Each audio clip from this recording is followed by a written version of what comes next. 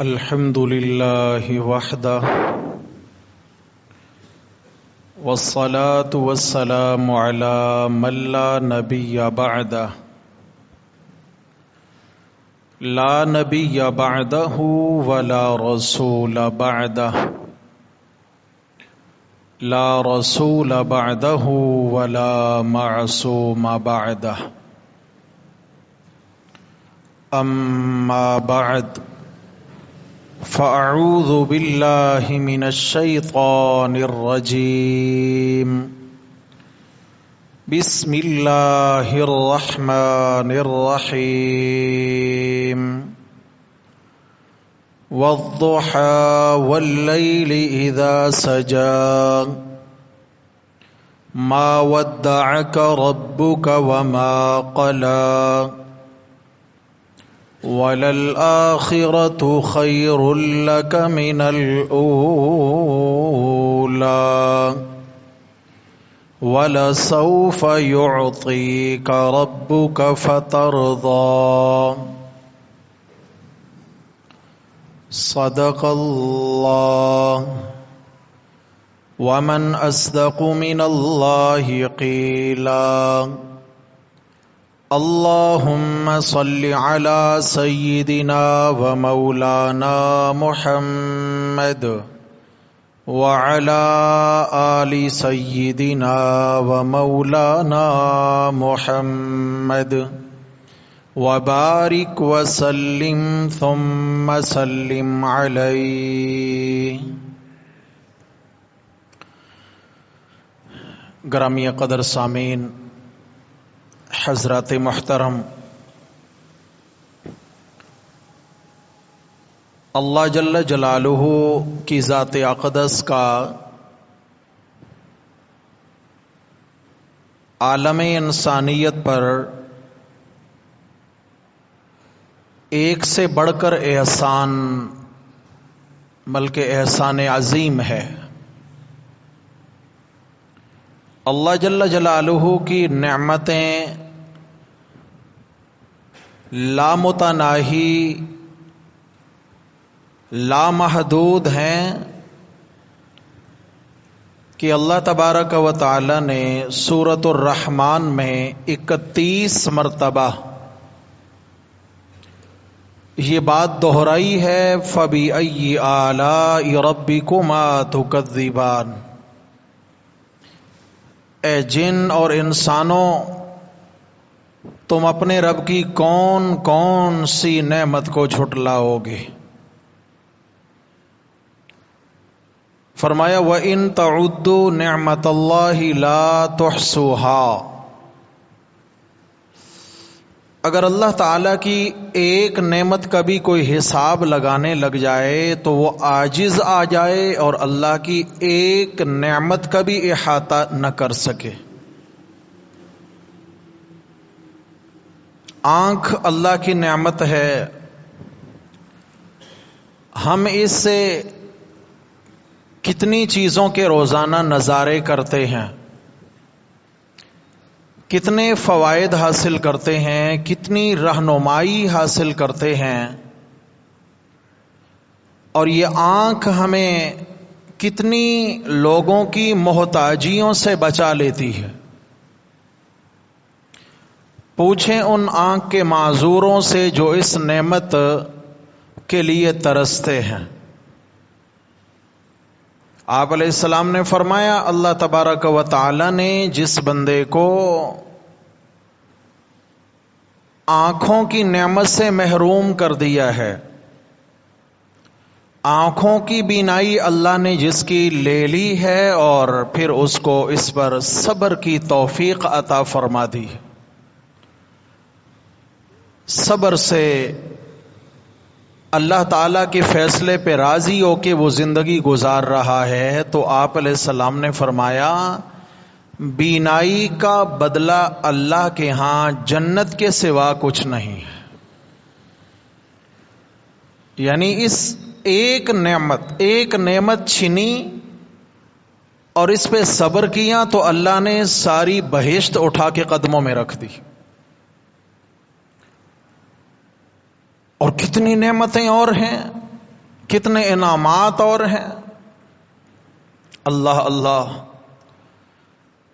ان سارے انعامات میں سے اللہ نے ہمیں انسان بنایا ہے، ہمیں کامل الاعضاء بنایا ہے، اعضاء کی معذوری سے اللہ نے ہمیں بچایا ہے. اللہ نے گھر دیے، بیوی بچے اولادیں دی ہیں، اللہ تعالیٰ نے عزت دی، اللہ نے علم دیا، اللہ نے بقدر کفایت روزی عطا فرمائی، اللہ تبارک و تعالیٰ نے رشتہ دار دیے، عزیز و اقارب دیے. انواع و اقسام کی نعمتیں انسان پر ہیں، لیکن تمام نعمتوں میں سب سے بڑی جو نعمت ہے وہ ہے وجود محمد الرسول اللہ صلی اللہ علیہ وسلم. میرے آقا علیہ الصلوۃ والسلام کا وجود اس امت کو نصیب ہو جانا، اس سے بڑی کوئی نعمت اللہ کے ہاں بھی نہیں. لقد من اللہ علی المؤمنین اذ بعث فیہم رسولا. فرمایا اللہ تعالیٰ نے بڑا احسان فرمایا ایمان والوں پر کہ اللہ نے ان کے اندر ایک عظمت والا پیغمبر مبعوث فرمایا ہے. اللہ تعالیٰ کے بعد اگر کسی ہستی کا مقام ہے، کسی ہستی کا مرتبہ ہے، تو وہ ہے میرے پیارے محبوب نبی صلی اللہ تعالی علیہ وسلم کی مقدس ہستی. آپ صلی اللہ علیہ وسلم جتنا میرے لیے، آپ کے لیے، ہر مسلمان کے لیے، بلکہ ہر امتی کے لیے میرے آقا جتنے روئے ہیں، اتنا سگے ماں باپ اولاد کے لیے نہیں روتے. جتنا میرے آقا علیہ الصلوۃ والسلام نے اپنے ایک ایک امتی کو جہنم سے بچانے اور جنت میں پہنچانے کی فکر فرمائی ہے، اتنا سگے ماں باپ اولاد کے لیے فکر مند نہیں ہوتے. اتنا انسان خود اپنے ذات کے لیے فکر مند نہیں ہے جتنا آپ علیہ السلام فکر مند رہے. قیامت کا دن ہوگا اور قیامت کے روز جب تمام انبیاء کرام علیہم الصلاۃ و تسلیمات بھی سامنے قیامت کی ہولناکیاں دیکھیں گے تو نفسی نفسی پکار اٹھیں گے، یا رب نفسی یا رب نفسی. میرے اللہ میرا خیال رکھنا، میرا خیال رکھنا، میرا. اور ہر بندہ ایسی کیفیت میں ہوگا جیسے اس نے نشہ کر رکھا ہو. لیکن فرمایا ماہم بسکارا، نشہ نہیں پیا ہوگا، نشہ نہیں کیا ہوگا، لیکن عذاب اللہ شدید، اللہ کی سخت گرفت کا خوف ہوگا، اللہ کی سخت پکڑ اور عذاب کی دہشت ہوگی جس نے اس کو توڑ رکھا ہوگا. انبیاء علیہ الصلوۃ والسلام بتقاضۂ بشری وہ بھی اپنی فکر میں لگ جائیں گے، لیکن ایک میرے اور آپ کے محبوب صلی اللہ علیہ وسلم کی ہستی ہوگی جو وہاں بھی پکار رہے ہوں گے، یا ربی امتی امتی امت. میری اللہ میری امت کا آج خیال رکھنا، میری امت کا آج خیال رکھنا، میری امتیوں کا آج خیال رکھنا. کیا خیال ہے آپ علیہ الصلوۃ والسلام کا امت پر پھر حق نہیں ہے؟ جی، جس ہستی نے پتھر کھائے اس امت کے لیے، جس ہستی نے مقدس دندان شہید کرائے اس امت کی کامیابی کے لیے، جس پیغمبر علیہ الصلوۃ والسلام نے اپنے لاتعداد یار اور مقدس ہستیاں قربان کرا دی ہیں اس امت کو آباد کرانے کے لیے کہ اللہ کا دین ان تک پہنچ جائے اور میری امت تباہی سے بچ جائے اور آباد ہو جائے، تو کیا اس عظیم ہستی کا حق نہیں ہے؟ جی، اسی لیے اللہ تبارک و تعالی نے آپ صلی اللہ علیہ وسلم کا جو حق بیان کیا ہے قرآن مجید کے اندر، وہ ہے ان اللہ و ملائکتہ یصلون علی النبی یا ایھا الذین آمنوا صلوا علیہ وسلموا تسلیما، کہ اللہ اور اس کے فرشتے بھی آپ علیہ الصلوۃ والسلام پر رحمتیں بھیجتے ہیں. ایمان والو، تم اس عظیم ہستی کے لیے رحمتوں کی دعا کرو، اللہ تعالی رحمت بھیجتے ہیں، فرشتے رحمت لے کر آتے ہیں. ایمان والو تم اس رحمت کے نزول کی اللہ سے کیا کرو؟ دعا کرو. یا اللہ اگر ہم نہیں کریں گے تو کیا آپ علیہ السلام کی شان اقدس میں کمی واقع ہو جائے گی؟ فرمایا نہیں، ان کی شان میں کمی واقع نہیں ہوگی.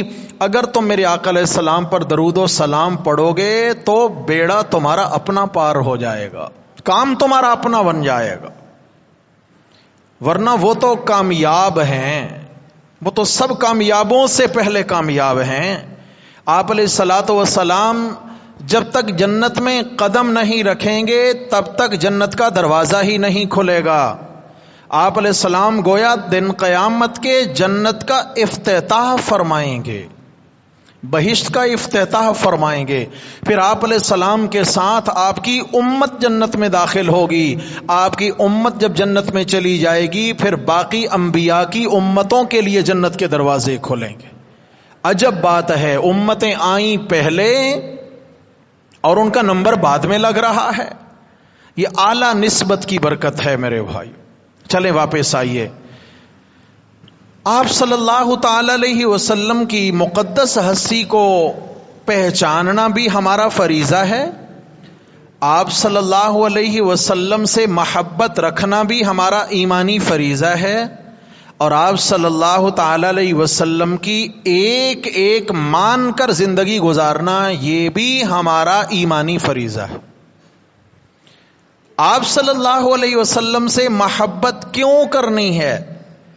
کسی سے بھی اگر محبت ہوتی ہے تو اس میں کوئی کمالات ہوتے ہیں، کوئی اوصاف جمیلہ ہوتے ہیں، ان اوصاف کی بنیاد پر اس سے محبت کی جاتی ہے. آپ صلی اللہ علیہ وسلم سے کیوں محبت کرنی ہے؟ اس لیے کہ میرے نبی صلی اللہ علیہ وسلم ساری مخلوق میں سب سے زیادہ حسین و جمیل ہیں. اور حسن و جمال والے بندے سے محبت ہو جاتی ہے، انسان کا دل کھینچتا ہے اس کی جانب کہ بڑا خوبصورت ہے ماشاءاللہ. آپ صلی اللہ علیہ وسلم کا ظاہری حسن و جمال بھی بے مثال ہے. آپ کا ظاہری حسن ہے اور باطنی جمال ہے. یاد رکھنا، ظاہری حسن ہوتا ہے اور باطنی جمال ہوتا ہے. آپ حسن میں بھی با کمال ہیں اور جمال میں بھی با کمال. وَأَحْسَنُ مِنْكَ لَمْ تَرَ قَطُّ عَيْنٌ وَأَجْمَلُ مِنْكَ لَمْ تَلِدِ النِّسَاءُ خُلِقْتَ مُبَرَّأً مِنْ كُلِّ عَيْبٍ كَأَنَّكَ قَدْ خُلِقْتَ كَمَا تَشَاءُ. ابو جہل آپ علیہ الصلوۃ والسلام کی مذمت کرتے ہوئے کہنے لگا کہ آپ محمد نہیں، آپ مذمم ہیں. اللہ یعوذ باللہ. محمد کا مطلب کیا ہے اور مذمم کا مطلب کیا ہے؟ محمد الذی یحمد مرۃ بعد مرۃ. محمد الذی یحمد مرۃ بعد مرۃ. محمد اس ہستی کو محمد اس ہستی کو کہا جاتا ہے ساری کائنات جس کی سب سے بڑھ کر تعریفیں کرے.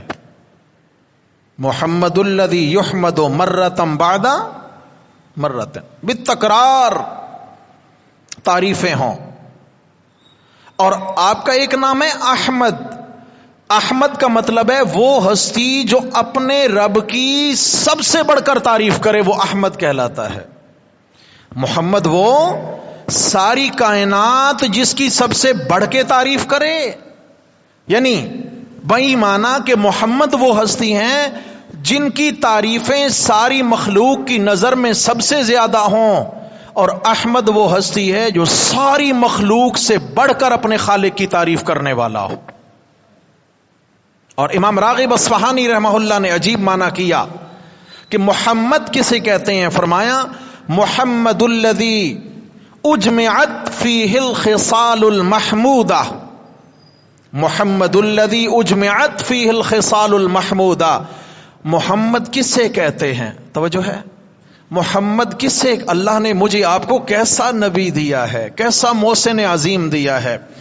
امام راغب اصفہانی نے لکھا کہ محمد اس ہستی کو کہتے ہیں کہ تمام تر انبیاء علیہ الصلوۃ والسلام کے اوصاف حمیدہ کو جمع کیا جائے، آدم علیہ السلام سے لے کر نوح علیہ السلام تک، نوح علیہ السلام سے لے کر ابراہیم علیہ السلام تک، ان سے لے کر موسیٰ علیہ السلام تک، ان سے لے کر عیسیٰ علیہ السلام تک، تمام تر انبیاء علیہ الصلوۃ والسلام کے اندر جو جو اوصاف حمیدہ پائے جاتے ہیں، جو جو تعریفیں پائی جاتی ہیں، جو جو کمالات پائے جاتے ہیں، ان تمام کمالات کو جمع کریں تو محمد تیار ہوتا ہے صلی اللہ علیہ وسلم۔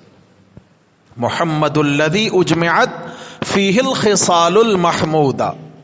اور ابو جہل کہنے لگا کہ آپ محمد نہیں، آپ مذمم ہیں، نعوذ باللہ۔ مطلب یہ ہے کہ جس کی جتنا مذمت کرو اتنا کم ہے، مذمت کی جائے اس کی تو۔ حضرت حسان ابن ثابت رضی اللہ تعالیٰ عنہ نے عرض کیا یا رسول اللہ اگر اجازت عنایت فرمائیں تو میں ابو جہل کو جواب دے دوں۔ آپ علیہ الصلوۃ والسلام نے اجازت بھی مرحمت فرمائی اور اپنا ممبر بھی پیش فرمایا، اپنا ممبر بھی پیش فرمایا۔ حسان کہو اس کے جواب میں، تو حضرت حسان نے کہا احسن منک لم تر قط عین واجمل منک لم تلد النساء خلقت مبرئا من كل عیب کانک قد خلقت کما تشاء۔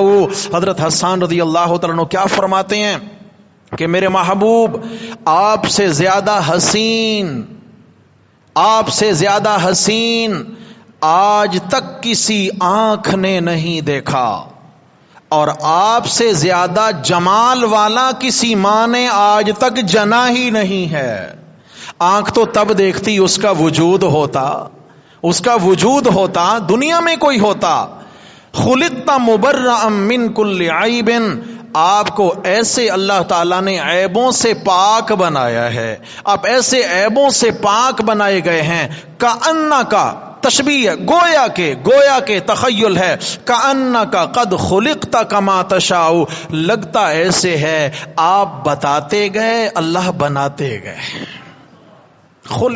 گویا کے تخیل حضرت حسان کا کہ آپ یعنی ایسے جیسے آپ نے چاہا کہ میرے اللہ میرے دانتوں کو اس انداز سے بنائیے، یا اللہ میری آنکھوں کو اس انداز سے بنائیے، یا اللہ میری چوڑی پیشانی یوں انداز سے سجائیے، اے میرے اللہ میری پتلی ناک یوں بنائیے، یا اللہ میری گھنی داڑھی یوں بنائیے، یا الہ العالمین میرا قد یوں بنائیے، یا اللہ میرے اوصاف و اخلاق یوں بنائیے۔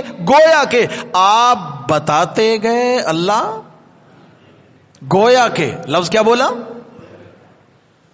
یعنی آپ علیہ الصلوۃ والسلام کے اندر کوئی کمی بنانے کے اعتبار سے اللہ نے چھوڑی نہیں۔ تو میرے بھائیوں دوستوں بزرگوں، اللہ تبارک و تعالی نے ہمیں جو عظیم ہستی عطا فرمائی ہیں ان کا ہم پہ حق ہے، ہم ان سے محبت بھی کریں اور ہم ان کی اطاعت بھی کریں، محبت بھی کریں اور اطاعت بھی کریں۔ اور محبت کیا چیز ہے؟ محبت صرف نام لیوا ہونے کا نام نہیں ہے کہ کوئی کسی کا نام اتنا لیتا ہے کہ جیسے یہ فنا فی الفلاں ہے کہ یہ تو فلاں کے اندر فنا ہو چکا ہے، ایسی بات نہیں ہے۔ آپ صلی اللہ علیہ وسلم کی محبت کا معیار میرے آقا علیہ الصلوۃ والسلام نے خود بتا دیا، فرمایا من احبنی فقد اطاعنی ومن اطاعنی کان معی فی الجنہ، جو مجھ سے سچی محبت رکھے گا وہ میرا تابع دار بن کے زندگی گزارے گا، وہ میری سنت کے مطابق زندگی گزارے گا۔ جو میرے نبی کا سچا عاشق ہوگا وہ بدعات کے قریب، بولو، وہ میرے نبی کی سنت کا قاتل نہیں ہوگا، وہ میرے نبی کی سنت کا دشمن نہیں بنے گا۔ فرمایا کہ جس کو میرے سے سچا پیار ہے فقد اطاعنی، وہ میرا بن کے رہے گا، میری مان کے چلے گا، میری اطاعت میں زندگی گزارے گا۔ من اطاعنی، اور جس نے میری اطاعت میں زندگی گزاری جنت میں اس کو میرا ساتھ نصیب ہوگا۔ آپ صلی اللہ علیہ وسلم سے محبت کی پہلی وجہ، انشاءاللہ یہ چند جو میں عنوانات چلیں گے اب سیرت کے حوالے سے، تو آپ صلی اللہ علیہ وسلم سے محبت کی پہلی وجہ کیا ہے کہ میرے پیغمبر ساری مخلوق میں بڑھ کر حسین بھی ہیں اور جمیل بھی ہیں۔ حضرت عبداللہ ابن سلام رضی اللہ تعالیٰ عنہ یہ یہودیوں کے بہت بڑے عالم تھے، ان کو پتا چلا، اپنے باغ میں کام کر رہے ہیں، کھجوریں اتار رہے ہیں، ان کو پتا چلا، غلام نے بتایا کہ جس آخری پیغمبر صلی اللہ علیہ وسلم کے متعلق آپ ہمیں گزشتہ آسمانی کتابوں میں بتایا کرتے تھے وہ مدینہ میں تشریف لا چکے ہیں. کیونکہ تورات کے اندر بھی یہ بات موجود تھی، بائبل میں یہ بات موجود تھی، آپ علیہ السلام کے اوصاف ان کتابوں میں لکھے ہوئے تھے کہ مولدہ بمکہ و مہجرہ بطیبہ، جو آخری پیغمبر آئیں گے ان کی جائے ولادت مکہ ہوگی اور جائے ہجرت مدینہ ہوگی، ہجرت کر کے مدینہ میں تشریف لائیں گے. بتایا. حضرت عبداللہ ابن سلام رضی اللہ عنہ عالم بھی تھے، اور عالم ہونے کے ناطے جب تک جانچے نہیں پرکھے نہیں تب تک تو بات نہیں بنتی. انہوں نے کھجور لی اور اس کو تھیلے میں رکھا اور لے کر آپ علیہ الصلوۃ والسلام کی خدمت میں پہنچے. خود بیان کرتے ہیں کہ فلما رأیتہ عرفت ان وجہہ لیس بوجہ کذاب، کہ میں جب سامنے آیا اور آپ علیہ السلام تشریف فرما تھے تو جب میری پہلی نگاہ حضرت صلی اللہ علیہ وسلم کے رخ انور پہ پڑی تو میں دیکھتے ہی سمجھ گیا کہ یہ چہرہ صرف سچی ذات کا چہرہ ہو سکتا ہے. یہ چہرہ، یہ چمک، یہ حسن، یہ نورانیت، یہ سچوں کے بنا کسی کو نصیب. عرفت ان وجہہ لیس بوجہ کذاب. پھر آپ علیہ السلام سے ملاقات ہوئی، آپ علیہ الصلوۃ والسلام کے پاس آئے، امتحان لینا چاہا، چونکہ عالم تھے، جب تک پرکھے نہیں تب تک دل مطمئن نہیں ہوگا. پرکھنا شروع کیا. یا رسول اللہ، یہ میں کھجور لایا ہوں صدقے کی، یہ قبول فرمائیے. آپ نے فرمایا اللہ نے مجھ پر صدقہ کھانا حرام قرار دیا ہے. میں ہاشمی پیغمبر ہوں اور ہم پر صدقہ کھانا جائز، ہدیہ قبول کرتے ہیں، صدقات ہم نہیں کھایا کرتے. حضرت عبداللہ ابن سلام کہتے ہیں میں سمجھ گیا کہ یہ بھی آپ کی صداقت کی دلیل ہے. پھر اس کے بعد سوالات کیے، یا رسول اللہ قیامت کی نشانیوں میں بڑی نشانی کیا ہوگی؟ قیامت کی علامات میں بڑی علامت کیا ہوگی؟ آپ علیہ السلام نے فرمایا مشرق کی جانب سے ایک آگ نکلے گی، مشرق کی جانب سے ایک آگ نکلے گی اور وہ لوگوں کے پیچھے پیچھے چلے گی، لوگ آگے آگے چلتے آئیں گے اور وہ ہانک کر لوگوں کو حشر کے میدان میں لا کے جمع کر دے گی وہ آگ. تو میں نے کہا یا رسول اللہ آپ نے سچ فرمایا، ہماری کتابوں میں یوں ہی لکھا ہے. یا رسول اللہ یہ بتائیے کہ جنتیوں کو جنت میں سب سے پہلا کھانا کون سا ملے گا؟ اللہ ہم سب کو نصیب فرما. آہستہ آمین کہیں. واہ سبحان اللہ، کیا کہنے. استقبالیہ پہ جو ہی آئیں گے تو استقبالیہ کے طور پر جو سب سے پہلے انٹرٹینمنٹ ہوگی اس میں کیا ملے گا؟ آپ نے فرمایا کبھی دحوت، مچھلی کا جگر ملے گا. کیا؟ بعض نے کبد کا معنی کیا لبلبا، مچھلی کا لبلبا. اور یہ کوئی یہ ہماری سمندر والی مچھلی نہیں ہوگی. وہاں جو مچھلیاں ہوں گی وہ بھی اللہ کی قدرت سے بنائی ہوئی، اور وہاں جو دودھ ہوگا وہ گائے بھینس کا نہیں ہوگا جس کی نہریں چل رہی ہوں گی، وہ بھی اللہ کی قدرت سے بنا ہوا دودھ ہوگا. اور وہاں جو شہد کی نہریں ہوں گی وہ مکھی کے پیٹ سے نہیں نکلا ہوگا، وہ اللہ کی قدرت سے تیار ہوا ہوگا. تو یہ اللہ کی قدرت کے نظارے ہیں. مچھلی کا جگر یا مچھلی کا لبلبا بہت لذت والا کھانا ہوگا، یہ جنتیوں کو سب سے پہلے ملے گا. یا رسول اللہ بچے کی شکل کبھی ماں پہ چلی جاتی ہے تو کبھی باپ پہ چلی جاتی ہے، اس کی کیا وجہ ہے؟ آپ نے فرمایا اگر باپ کا پانی غالب آ جائے تو شکل اس پہ چلی جاتی ہے، اور ماں کا پانی غالب آ جائے تو شکل اس پہ چلی جاتی ہے. میں نے کہا یا رسول اللہ آپ نے یہ بھی سچ فرمایا. چنانچہ اسلام قبول کر لیا، مسلمان ہو گئے. مسلمان ہونے کے بعد جو فرماتے ہیں میں نے پہلی حدیث رسول اللہ صلی اللہ علیہ وسلم سے سنی ہے. آپ علیہ الصلوۃ والسلام کا پہلا پیغام امت کے نام حضرت عبداللہ ابن سلام رضی اللہ تعالیٰ عنہ نے جو سنا اور بیان کیا. آپ علیہ الصلوۃ والسلام نے جنت کی ٹکٹ گویا کہ تقسیم فرما دی ہے.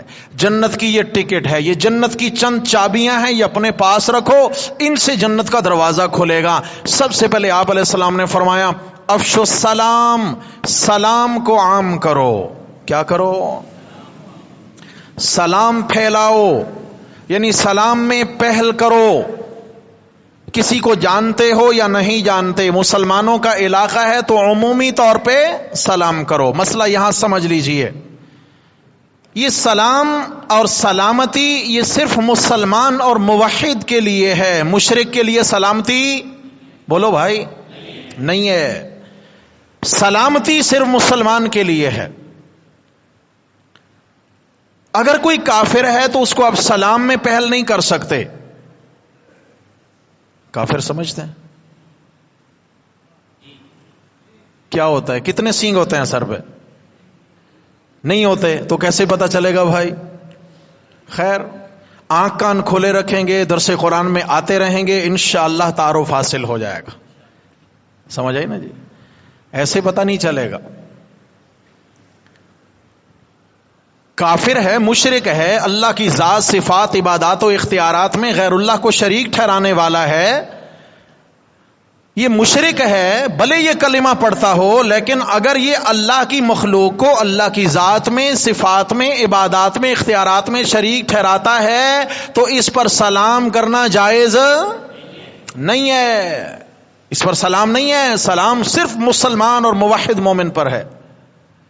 ایک شخص ہے جو کلمہ کا منکر ہے, ایک شخص ہے جو قرآن کے اندر تحریف کا قائل ہے, ایک شخص ہے جس کے دل میں صحابہ کی نفرت کوٹ کوٹ کے بھری ہوئی ہے, تو میرے بھائیوں اس کے دل میں رتی برابر بھی ایمان, اس پر بھی سلام میں پہل کرنا جائز نہیں ہے. ایک شخص ہے وہ آپ صلی اللہ علیہ وسلم کی خاتمیت کا انکار کر رہا ہے, تو اس پر بھی سلام کرنا جائز, اس لیے کہ یہ ساری کی ساری نشانیاں کفر کی نشانیاں ہیں.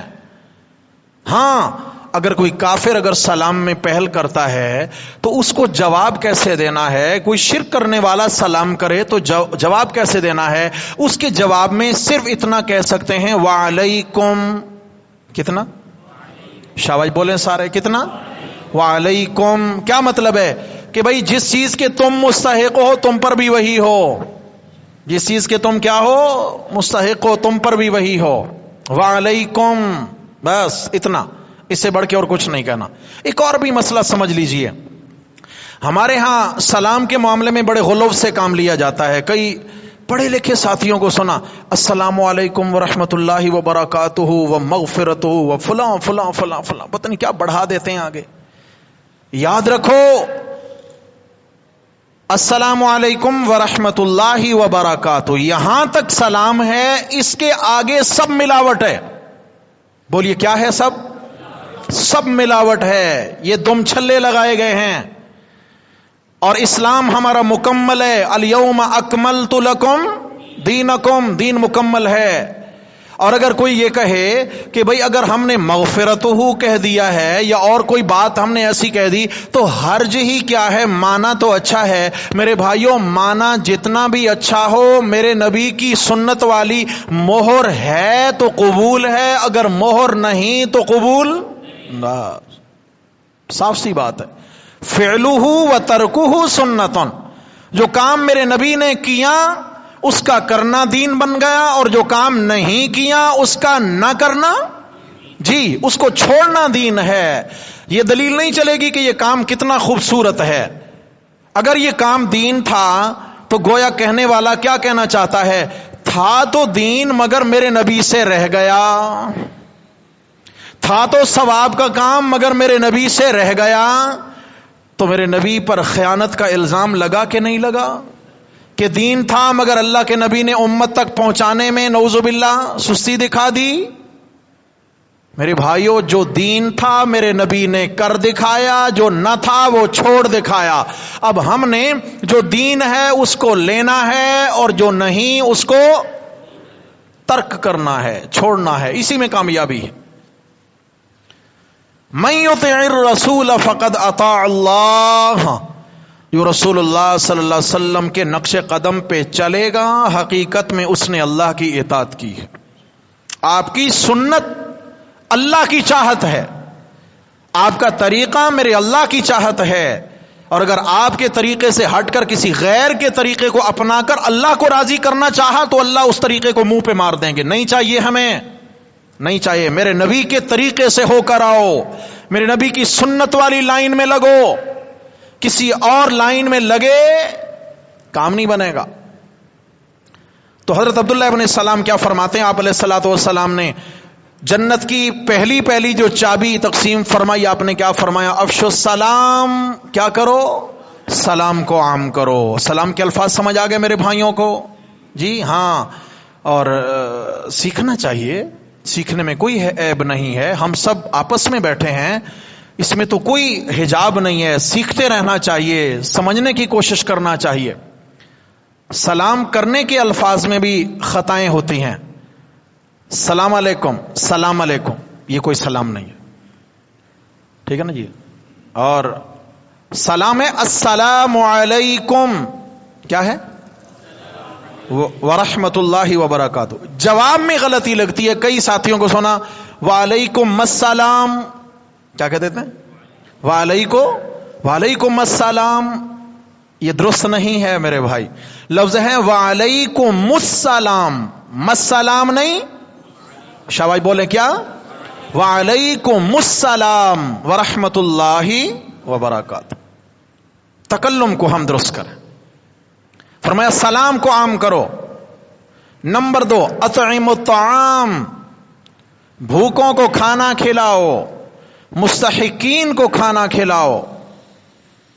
میرے بھائیوں، اللہ تبارک و تعالیٰ کو صدقات سے اتنی محبت ہے، اتنی محبت ہے. ایک حدیث میں آیا کہ صدقہ دینے والا شخص کبھی بری موت نہیں مرے گا. اللہ کی رضا کے لیے، اللہ کی رضا کے لیے صدقہ دینے والا شخص اللہ اس کو ایمان پر خاتمہ نصیب فرماتے ہیں. اللہ اس کو موت کے وقت کلمہ نصیب فرماتے ہیں. اتقوا النار ولو بشق تمرہ. آپ علیہ السلام نے فرمایا جہنم سے بچنے کی کرو، بھلے تمہیں کھجور کے دانے کا ایک حصہ دے کر ہی کیوں نہ بچنا پڑے. یعنی یہ بتانا مقصود ہے کہ لمبے چوڑے صدقات کی ضرورت نہیں. تھوڑا بھی ہوا اور اخلاص والا ہوا تو کام بن جائے گا، اور زیادہ ہوا اور دکھلاوا ہو گیا تو پھر نقصان ہی نقصان ہے. فرمایا مستحقین کو، بھوکوں کو، مسافروں کو، ضرورت مندوں کو، حاجت مندوں کو، یتیموں کو، مسکینوں کو کھانا کھلاؤ. افشوا السلام، اطعموا الطعام. نمبر 3 صل الارحام. پہلی حدیث ابن سلام رضی اللہ عنہ نے سنی. صل الارحام، رشتہ داریاں جوڑ کے رہو، رشتہ داروں سے کٹ کے نہ رہو. کیا مطلب ہے؟ دنیاوی اعتبار سے معمولی اختلافات کی بنیاد پر رشتہ داریوں کو ختم نہ کر ڈالو، کیونکہ میرے بھائیوں رشتہ داریاں توڑنا یہ اللہ کو انتہائی ناپسند ہے. اللہ تعالیٰ قاطع الرحم یعنی قطع رحمی کرنے والے کی، قطع رحمی کرنے والے کو جو سب سے بڑا نقصان ہوتا ہے وہ یہ ہوتا ہے کہ اللہ اس کی دعائیں قبول نہیں فرماتے. مانگتا رہے جب تک کہ یہ اللہ جس کو ملانا چاہتے ہیں اگر میں اسے کاٹ دوں گا تو اللہ کبھی میری دعا نہیں قبول کریں گے، بلکہ جو اللہ کی چاہت ہے اس کو پورا کرنا ہوگا. ہاں رشتہ داروں میں اگر کوئی ایسا ہے کہ وہ اللہ کا اتنا نافرمان ہے کہ اس کو بار بار منع کرنے کے باوجود وہ باز نہیں آتا اللہ کی نافرمانی سے، اور اس کی نافرمانی جو ہے وہ متعدی ہوتی جا رہی ہے، باقی خاندان میں اور معاشرے کے اندر وہ نقصان پیدا کر رہا ہے، ایسی صورت میں تنبیہ کے لیے اس سے قطع تعلق کی اجازت ہے. کیوں؟ الحب فی اللہ والبغض فی اللہ. محبت بھی ہو تو اللہ کے لیے اور دشمنی بھی ہو تو جی اللہ کے لیے ہو، یہاں تک تو جائز ہے. مگر محض دنیاوی معاملات کی وجہ سے وہ ہمارے ایونٹ میں نہیں آئے تھے، وہ ہمارے پروگرام میں نہیں آئے تھے، انہوں نے یوں کہہ دیا تھا، ہم نے ان کے بارے یوں سنا ہے، لہذا قطع تعلق، عید پہ نہ ملنا، خوشیوں پہ جمع نہ ہونا، میرے بھائیو یہ اللہ کو بہت ناپسند. کتنی چیزیں ہو گئی جی؟ بھول گئے 3. نمبر 1 شاباش، سبق ہے بھائی، یاد کرنا ہے، یہ تو یاد بھی کرنا ہے انشاءاللہ، یہاں سے نکلتے ہی اس پہ عمل بھی شروع کرنا ہے انشاءاللہ. ہاں مزہ تو تب ہے نا کہ ہم پیارے نبی صلی اللہ علیہ وسلم کے نام لیوائیں، آپ سے محبت ہے، جی محبت ہے۔ آپ نے فرمایا جس نے میری مان کے زندگی گزاری وہ میرا جنت کا ساتھی ہوگا۔ تو آپ علیہ الصلوۃ والسلام نے فرمایا میری مانو تو سلام کو عام کرو، میری مانو تو بھوکوں کو کھانا کھلاؤ، میری مانو تو رشتہ داروں سے تعلق بناؤ۔ نمبر 4، صلو باللیل والناس نیام، تہجد کی نماز پڑھا کرو۔ کون سی مشکل نماز ہے، تہجد کی نماز پڑھا کرو، تہجد کے لیے اٹھا کرو کہ یہ وقت اللہ کی خاص رحمت کے نزول کا وقت ہے۔ تو میرے بھائیو تہجد کے وقت اللہ تعالیٰ بھی دعائیں قبول فرماتے ہیں۔ جس نے یہ 4 کام کر لیے، کتنے؟ سلام کو عام کر لیا، اور بھوکوں کو کھانا کھلایا، رشتہ داروں سے تعلق بنایا، اور رات کو آرام قربان کر کے اللہ کو منایا، فرمایا تدخل الجنت بسلام، تم جنت میں سلامتی سے داخل ہو جانا، کوئی رکاوٹ تمہارا راستہ نہیں روکے گی۔ جنت میں داخلہ کے اعتبار سے کوئی رکاوٹ راستے میں حائل نہیں ہوگی۔ تو میرے بھائیو کیا خیال ہے، صرف نام لے کے انگوٹھے چومتے رہنے میں کام چلے گا یا کچھ ماننا بھی پڑے گا؟ نہیں بولتے بھائی جی، کچھ ماننا بھی پڑے گا نا۔ ایسا تو نہیں ہے میرے حبیب صلی اللہ علیہ وسلم کا نام آئے انگوٹھے چومیں آنکھوں پہ لگائیں، کیوں جی بڑا سوکھا کام ہو گیا نا جی، بڑا آسانی سے جنت ملنے لگی ہے، نہ ہینگ لگے نہ پھٹکڑی، اپنے انگوٹھے چوم لو جنت مل جائے گی، ایسی بات نہیں۔ آپ علیہ السلام نے فرمایا جس نے میرا نام نامی اس میں گرامی سن کے درود و سلام پڑھا، درود و سلام کیا کیا؟ چوما نہیں، درود و سلام بھیجا مجھ پر، اللہ اس پر 10 رحمتیں نازل فرمائیں گے۔ کتنی؟ 10 رحمتیں نازل فرمائیں گے۔ تو میرے بھائیوں دین کچھ کرنے کا نام ہے کیا؟ اور انشاءاللہ تعالی ہم تہیہ کریں کہ آج سے ان 4 میرے نبی کے پیغامات پہ عمل شروع ہوگا انشاءاللہ۔ ارادہ کرتے ہیں سارے ساتھی، اللہ مجھے آپ کو سب کو عمل کی توفیق عطا فرمائیں۔ اقول قولی ھذا استغفر اللہ واتوب الیہ۔